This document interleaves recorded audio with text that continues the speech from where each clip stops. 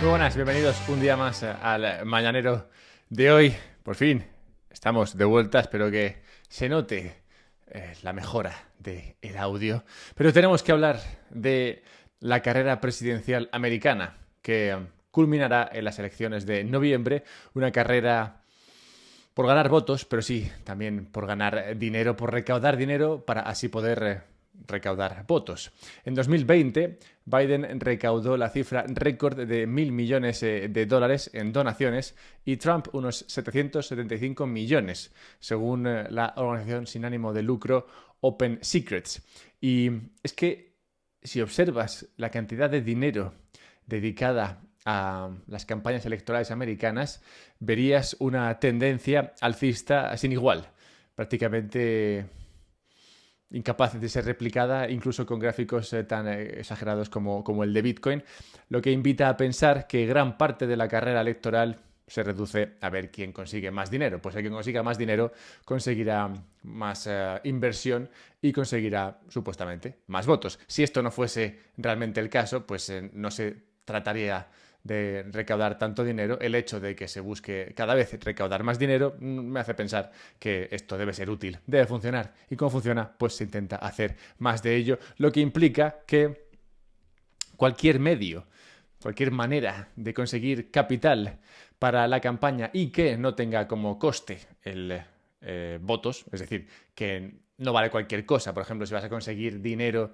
apoyando una causa que te podría costar votos, pues entonces igual no te sale a cuenta. Pero cualquier medio que atraiga capital para la campaña y no cueste votos será bienvenido. Lo que me lleva a preguntarme, ¿será Bitcoin bienvenido dentro de las campañas electorales? El mañanero de hoy lo voy a dedicar a explorar la actual situación de la campaña presidencial americana, lo cerca que estamos, en mi opinión, de un futuro presidente americano bitcoiner, la implicación cultural que esto tendría, para lo cual nos iremos a ver un poquito de historia y qué le importa a Bitcoin todo esto. Así que nada, espero que os guste. No conozco un lugar en el que pongamos en común estas ideas, así que celebro que os parezcan relevantes e interesantes y que podamos verlas aquí todos juntos. Así que nada, compartid esto para que llegue a más gente, así sabréis y sabrán otros cómo funciona el tema, cómo se hace la salchicha, por así decirlo. Y recuerda que te puedes suscribir a la newsletter y así te mando un mail los sábados. El próximo irá sobre la Power Law, esta famosa, que es el nuevo gráfico o la nueva manera de medir lo que pasa con el precio de Bitcoin. Bueno, veremos cómo va eso. Como digo, suscríbete para recibirlo, pero bueno, vayamos al lío. Antes de que yo naciera, esto es 1984, la primera elección americana antes de que yo naciera, en ella se gastaron alrededor de 225 millones de dólares en la campaña electoral entre ambos partidos. Estos son el Partido Demócrata y el Republicano. Estos 225 millones son menos que lo recaudado por Trump y Biden tan solo durante el primer trimestre de este 2024 de cara a las elecciones de noviembre, lo que espero te haga hacerte una idea de cómo ha cambiado el gasto en esta materia. Y si observas el gráfico de cómo ha subido el gasto electoral desde entonces, verías que desde esos 225 millones de dólares de 1984 pasarías a, según Statista, que son unas cifras un poco bestias, pero bueno, vamos a ir con ellas, pasarías a 4.000 millones de dólares en 2020, supuestamente gastados en la campaña electoral entre ambos partidos. Una subida, como digo, brutal en tan solo 40 años, multiplicado por, ¿cuántas veces es eso multiplicado? No sé, 20 veces. Bueno, una barbaridad lo que ha subido el gasto en campaña electoral por parte de ambos partidos en estos años. Y una observación interesante a ver en ese gráfico, en esa tendencia alcista a mayor gasto electoral, es que los años donde se ha producido más gasto, pues como digo, es una tendencia alcista, ese por 20 en 40 años, pero dentro de esa tendencia alcista ha habido elecciones en las que se ha gastado mucho más que en las anteriores y las siguientes. Y esas son, por ahora, 2008 y 2020. Y creo que es interesante que sean 2008 y 2020. ¿Por qué 2008 y 2020? Pues porque 2008, igual que 2020, fueron años de gasto estatal desproporcionado. En 2008 porque había que rescatar a los bancos, porque los bancos, y en 2020 porque había que rescatar a las personas, las personas. Total, que en ambos casos se vivieron años de mucho gasto estatal. Años de gasto estatal que suele ser un poco, digamos, arbitrario, ir a los lugares a donde el Estado, el gobierno, decide que debe ir, y años en los que, como digo, ese gasto electoral ha sido desproporcionalmente mayor que alrededor. De hecho, si ves 2008, destaca bastante que pasas de un gasto total de unos 800 o 900 millones a un gasto de 2.000 y pico millones, y como digo, en el caso de 2020 pues igual pasas de un gasto total de unos 2.000 y pico millones a un gasto de 4.000 millones. O sea que esos años en los cuales el gasto gubernamental se extendió, se expandió rápidamente, son años en los que se gasta mucho en campañas electorales. ¿Qué digo yo? Esto suena fatal. Aquí, o sea, esto pinta trampa total, ¿no? Porque al final, si tú tienes la posibilidad de dar dinero a quien tú quieras y además te encuentras en campaña electoral, ¿qué puede pasar ahí? Bueno, pues puede pasar que se repartan favores a cambio de donaciones y que lo que acabe pasando es que básicamente el gobierno más o menos imprime dinero para financiarse su propia campaña, que tú pensarás, qué conspiranoico. Bueno, no sé, ¿pensarás eso realmente? Bueno, total, que una observación interesante. La importancia, como vemos, de que se levante o que se recaude más o menos dinero hace que se mida con lupa lo recaudado por los candidatos. De hecho, hoy el Financial Times abre con esa noticia en portada, la noticia de que Trump está recaudando menos dinero que Biden. Que, como digo, es sorprendente que un periódico financiero en abril, está siendo las elecciones en noviembre, abra con esa noticia en portada, que Trump va por detrás 75 millones. Pero lo que te hace pensar, o lo que espero te haga ver, que este tema es muy relevante, que al final el que más dinero levante muy probablemente o tendrá más papeletas de ser el próximo presidente americano. Bien, pues como digo, Trump va por detrás, tanto en dinero recaudado y va por delante en dinero gastado, pero no tanto en campaña, sino porque Trump está envuelto en varios litigios que le están costando decenas de millones. También otro tema un poco extraño, ¿no? Que el presidente o que uno de los candidatos a la presidencia, pues de repente le afloren 18 litigios y que tenga que estar ahí el hombre peleando. A ver, que puede ser que todo esto sea normal, pero también es sospechoso. Pero bueno, da igual. El caso es que ambos candidatos buscan donantes para esa campaña y que pueden venir desde la plebe, o sea, gente normal que dice, pues a mí me gusta Trump, o a mí me gusta Biden, ¿no? Y que pueden donar dinero, o pueden también venir de parte de poderosos, ya sean individuos o empresas que tengan dinero e intereses y que bueno, busquen favor presidencial, por así decirlo. Las industrias con más dinero se presentan más o menos de forma más importante para estos candidatos, pues encontrarán en ellas mayor capacidad de conseguir dinero. Y por tanto, las empresas sabedoras de que tienen cierto poder en esa campaña electoral venden su cariño a un candidato o a otro, y en muchos casos a los dos, porque oye, tampoco es plan de cerrar tus apuestas a uno solo, así que muchas veces lo que hacen es que donan dinero a ambos y así pues verán que reciben cariño, gane quien gane.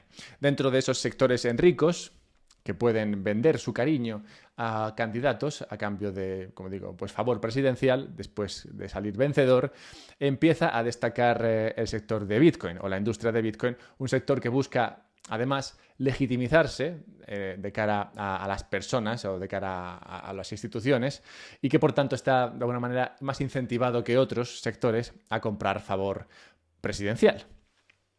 Un sector, este de Bitcoin, que por el momento es un poco arriesgado por parte de los candidatos a apoyar. De ahí que solo un candidato independiente, como ha sido hasta ahora Robert Kennedy Jr., lo tocase. Que luego la lió, si recordáis, porque empezó presentándose como bitcoiner, pero luego básicamente se presentó como cualquier cosa que le diese dinero.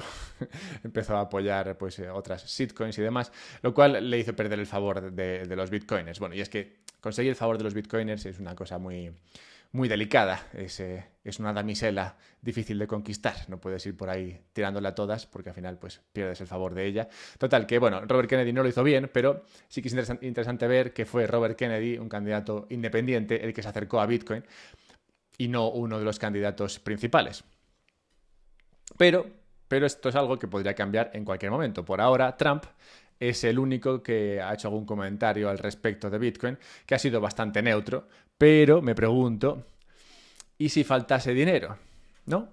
¿Qué podría implicar que Trump o Biden decidiesen apoyar Bitcoin? Cosa que podrían hacer si necesitan dinero para su campaña, si ven que van un poquito cortos o si ven que, oye, pues hablar bien de Bitcoin o buscar el apoyo de los bitcoiners podría reportarles, pues no sé, esos 50 o esos 100 millones de dólares que les ayudarían a conseguir esos votos que les podrían llevar hacia la victoria. Entonces, si pasase algo de esto, ¿qué podría implicar para Bitcoin? Bueno, pues muy probablemente implicaría el rechazo por parte de los votantes del partido contrario, el rechazo hacia Bitcoin. Y es que vemos que esto se convertiría muy rápidamente en una cuestión política. Si los republicanos apoyan Bitcoin, pues muy probablemente los demócratas dirían, uy, Bitcoin entonces es malo. Esto podría pasar hasta cierto nivel y podría crear un nuevo cisma entre los bitcoiners.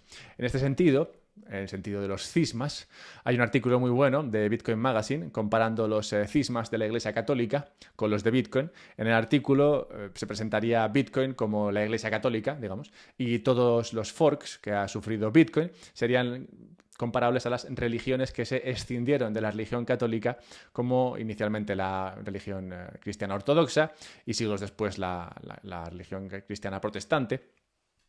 En ambos casos, o sea, en la protestante, en la ortodoxa como en la católica, se sigue, digamos, remando por el mismo objetivo. Digamos que el Dios y lo básico se mantienen, pero cambia la forma de cómo llegar a esa visión cristiana.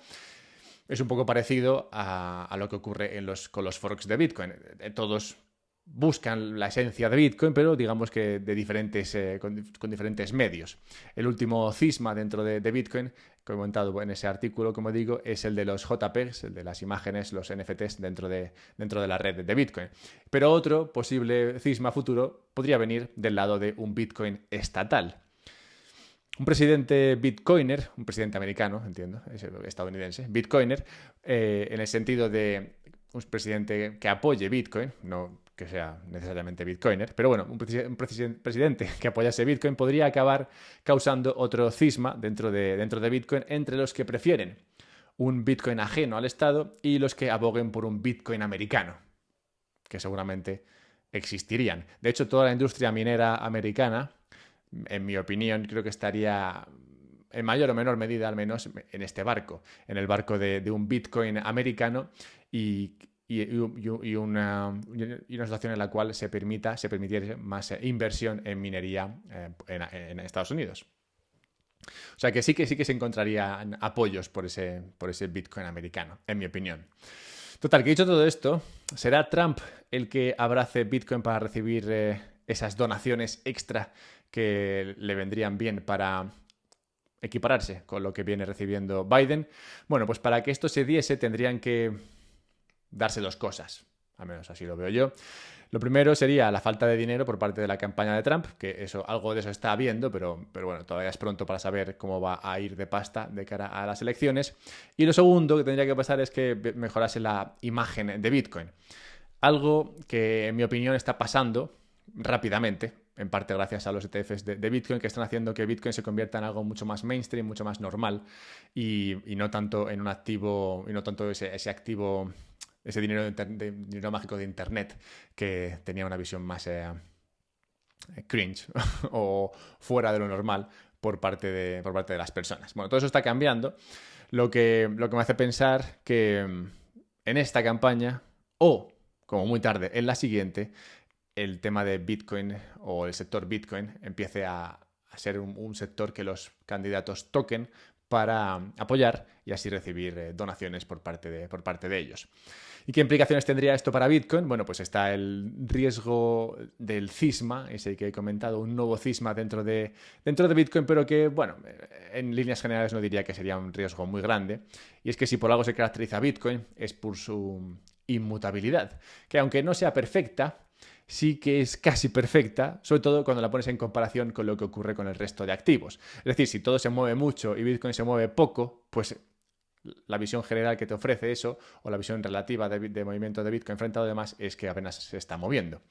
Y justo ahora nos encontramos con el halving, que es algo que muestra esta inmutabilidad de Bitcoin en todo su esplendor. Y es que Bitcoin, ajeno a lo que esté pasando en Oriente Medio, ajeno a las elecciones americanas, al precio, al apalancamiento o a si nos gusta más el oro o no, el subsidio, ese nuevo Bitcoin que se crea en cada bloque, se reducirá a la mitad en un par de días, demostrando a todo el mundo que Bitcoin es inmutable.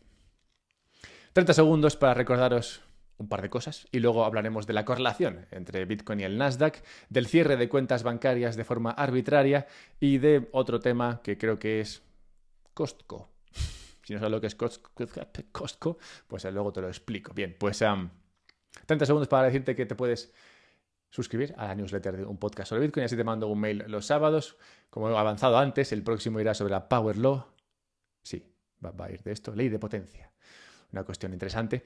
Bueno, puedes recibir estos, te suscribes a la newsletter y puedes ayudarme al tiempo que te ayudas. Si decides comprar Bitcoin y lo haces a través de Relay, Relay es una plataforma que te permite comprar Bitcoin de forma sencilla, rápida, amigable. Creo que tienes emojis y todo. Bueno, puedes comprar Bitcoin fácilmente a través de ellos y es también relativamente privado. Así que, bueno, dentro de lo que es comprar Bitcoin con algo de KYC, creo que para mí es el mejor servicio.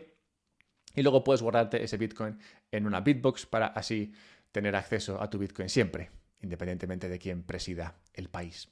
Nada, hablemos de la correlación entre el Bitcoin y el Nasdaq. Y es que en estos días en los que se mueve el precio de Bitcoin debido a conflictos armados por el planeta y otras cosas. Bueno, básicamente en estos días en los que Bitcoin no sube un 10% al día, que pasa a veces, pues todo el mundo empieza a pensar o empieza a comentar la incapacidad de Bitcoin de eso, subir siempre o la correlación de Bitcoin con otros activos que no suben siempre. Bueno, todo el mundo empieza a comentar que si Bitcoin, bueno, pues claramente no está funcionando bien ahora porque está correlacionado con tal, o no es refugio de valor, o tal y pascual. Bueno, una de las últimas es la correlación, una de las últimas, pero que ya se viene escuchando durante años, es la correlación de Bitcoin con el Nasdaq. El Nasdaq, como sabes, es el índice tecnológico americano. Bueno, pues una cosa que se dice mucho y que se puede observar por los datos es que Bitcoin es una especie de Nasdaq hipervitaminado. Y es que si el Nasdaq sube un 1%, pues Bitcoin sube un 3%. Y si el Nasdaq cae un 1%, entonces Bitcoin cae un 3%. Vamos, que está correlacionado y que se mueve más de lo que se mueve el Nasdaq. Vamos, que tendría una beta mayor, pero bueno, da igual el término técnico. El caso es que si uno se mueve, el otro se mueve, pero más. ¿Y cuánta verdad hay aquí? Cabe preguntarse eso, porque si miras desde 2020, el gráfico de Nasdaq y el gráfico de Bitcoin, pues verías que sí, realmente se mueven de esta manera, que cuando el Nasdaq sube, Bitcoin sube más, cuando el Nasdaq cae, Bitcoin cae más. Lo cual te explica qué es lo que ha venido influyendo mayoritariamente el precio de ambos activos en los últimos años, en los últimos 4 años. Ambos activos se han ido viendo beneficiados de la mayor impresión de dinero que ha hecho que ambos subiesen y ambos bajasen cuando faltaba esa capacidad, esa liquidez en la misma medida, bueno, al menos en la misma dirección, y Bitcoin más que el Nasdaq. Pero eso es lo que ha explicado mayoritariamente la performance de ambos activos en los últimos años, pero no quiere decir que eso sea siempre cómo funcionen ambos activos. Es importante tener en cuenta que Bitcoin no comparte fundamentales de ningún tipo con el Nasdaq, que son empresas que están en el sector de la tecnología, que se pueden ver beneficiadas por esa impresión de capital, por esa impresión de dinero, perdón, que puede llevar a que esto suba, igual que puede llevar a que Bitcoin suba, pero que no son para nada parecidas. Y por eso, si tú ves la correlación entre ambos, no desde 2020, sino desde 2015, desde antes igual no, porque Bitcoin era muy pequeño, pero desde 2015, que es cuando empezaron a entrar las instituciones, primero en menor medida y ahora cada vez más, pues sí que puedes ver que no siempre se da esa correlación. De hecho, muchas veces ocurre que el Nasdaq cae y Bitcoin no. Lo cual te hace perder esa correlación con el Nasdaq justo cuando menos quieres perderla, que es que no quieres bajar cuando uno baja. Y Bitcoin muchas veces ha hecho esto cuando el Nasdaq ha bajado, que ha bajado por razones obvias que impactan a algo como el Nasdaq, pero que no impactan o no tendrían por qué impactar a Bitcoin. O también ha pasado que Bitcoin ha estado en un momento muy alcista, empujado por más allá que la impresión de dinero, empujado por narrativas, empujado por euforia, y aunque el Nasdaq no ha hecho nada, Bitcoin ha seguido subiendo imparable. O sea que es bueno comparar Bitcoin con cosas porque te permite hacerte una idea de qué puede pasar con el precio de Bitcoin, pero no es bueno, en mi opinión, explicar o tratar de explicar todo en función o en relación a esas correlaciones que a veces se dan y a veces no se dan, porque resulta que cuando esa correlación deja de darse, tú puedes pensar, bueno, pues estoy mejor fuera de Bitcoin, salirte de Bitcoin justo cuando a Bitcoin le empieza a ir bien independientemente de esa supuesta correlación. O sea que, en definitiva, Bitcoin está correlacionado con el Nasdaq, a veces sí y a veces no. Hablemos del cierre de cuentas bancarias, y es que se ha hecho viral un hilo en Twitter de un pobre señor que trató de acudir a su Banco Santander o a meterse en su cuenta del Banco Santander y se dio cuenta de que su cuenta había sido cerrada y dijo, Dios santo, ¿qué hago ahora con mi vida? No tengo capacidad de comprar ni vender ni nada y todo mi dinero que estaba en esa cuenta bancaria pues ahora mismo está inaccesible. Y después de muchos intentos de contactar con el Banco Santander, pues parece ser que la situación no se arreglaba, lo cual pues te puedes imaginar fue muy estresante para este pobre señor, pero no es un pobre señor que esté solo en el mundo. Y es que hay unos datos muy interesantes en este sentido, arrojados por Reino Unido, en este caso, que hablan de la cantidad de cuentas bancarias cerradas anualmente. Y se cierran más o menos unas 140.000 cuentas bancarias al año, de manera a veces arbitraria, a veces no, por parte de los bancos en Reino Unido. En España no he encontrado el dato, pero bueno, te puedes hacer una idea de que será algo parecido. En el caso de Inglaterra, salían estos datos a colación de un estudio sobre algunas profesiones en Reino Unido que pueden conllevar el cierre de cuentas bancarias, como puede ser la prostitución y el trabajo sexual en general. No sabemos si el señor este que se quejaba en Twitter de que habían cerrado su cuenta, pues tiene una cuenta en OnlyFans, que es lo que llevó al cierre de su cuenta bancaria, eso no lo sabemos, pero lo que sí que sabemos es que en muchos casos, debido a regulaciones, en este caso alrededor de estas profesiones menos queridas por los gobiernos, los bancos se pueden ver no obligados, pero sí, digamos, incentivados a dejar de dar servicio a personas que se dediquen a estas profesiones que, como digo, están mal vistas por el gobierno en cuestión. Y esto que se hace con toda la buena intención del mundo, en plan, ya sabemos cómo son los gobiernos, no me gusta esto, así que voy a prohibirlo y así pues la gente deja de hacerlo, lo que tiene es normalmente el efecto contrario. Y es que, como comentaban en ese artículo, unas declaraciones de una de las personas, decía, perder la cuenta bancaria es una amenaza para la vida de las trabajadoras del sexo, afirmaba Jessica Van Meer, que decía que cuando alguien no tiene o no puede tener una cuenta bancaria para guardar su dinero de forma independiente, es más probable no que deje de ejercer esa profesión, sino que dependa de un tercero que guarde su dinero por él o por ella, que como pareja, o si es una pareja, pues podría abusar de él o ella o explotarlo de alguna manera. Vamos, que si tú cierras el acceso a cuentas bancarias por más razones arbitrarias o por razones que tienen su base en decisiones arbitrarias, pues puedes al final poner a las personas en situaciones más vulnerables de las que estaban o de las que estarían de otra forma, que no se supone que no debería ser lo que buscases. O sea, si tratas de ayudar a la gente, lo suyo no sería que les pusieses en situaciones más precarias. Y esto todo tiene su relación con Bitcoin, claro, porque en Bitcoin nadie te puede cerrar tu cuenta.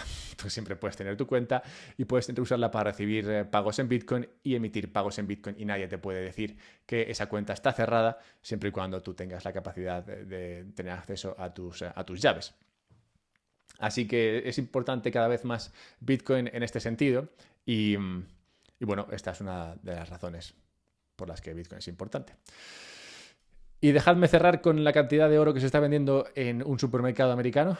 Este es el Costco. Creo que hay Costcos también en España. Bueno, son plataformas de venta, creo que también al por menor, pero principalmente al por mayor. Y Costco en particular se dio cuenta de que la gente demandaba oro y se puso a vender lingotes, que por qué no. Y, y sus ventas han subido un 18% en lo que va de año, en gran parte gracias a las ventas de oro, que están vendiendo casi unos 100 millones de dólares en lingotes mensualmente. En algunos meses 200 millones de dólares. Están flipando con la cantidad de oro que están vendiendo, lo cual te hace pensar, ¿por qué tanta gente quiere oro? Estará bien la cosa. Si tenemos en cuenta que mucha gente busca el oro como refugio de lo que sea que pueda venir, pues no te está dando una muy buena imagen de lo que está pasando en Estados Unidos. Y en la ecológica de hoy tenemos que ir, o quedarnos, mejor dicho, en Estados Unidos, de donde no hemos salido mucho en este mañanero, para recordar la muerte en tal día como hoy de Benjamin Franklin, uno de los participantes en la Declaración de Independencia Americana, uno que pudo haber sido presidente, pero no lo fue, y es una pena, porque podría haber sido el primer presidente bitcoiner antes de Bitcoin, pero sí con unos principios y unos valores muy, muy bitcoiners. Un grande Benjamin Franklin, y una lástima, podría haber sido el primero. Pues nada, aquí lo dejamos, mañana más, buscadme en Twitter, @alberto_mera, suscribiros al podcast, a la newsletter mejor dicho, bueno, también al podcast creo. Haced cosas, básicamente, pasad un buen día, comprad Bitcoin a través de Relay, guardadlo en una Bitbox y mañana más. Por aquí ya estaría.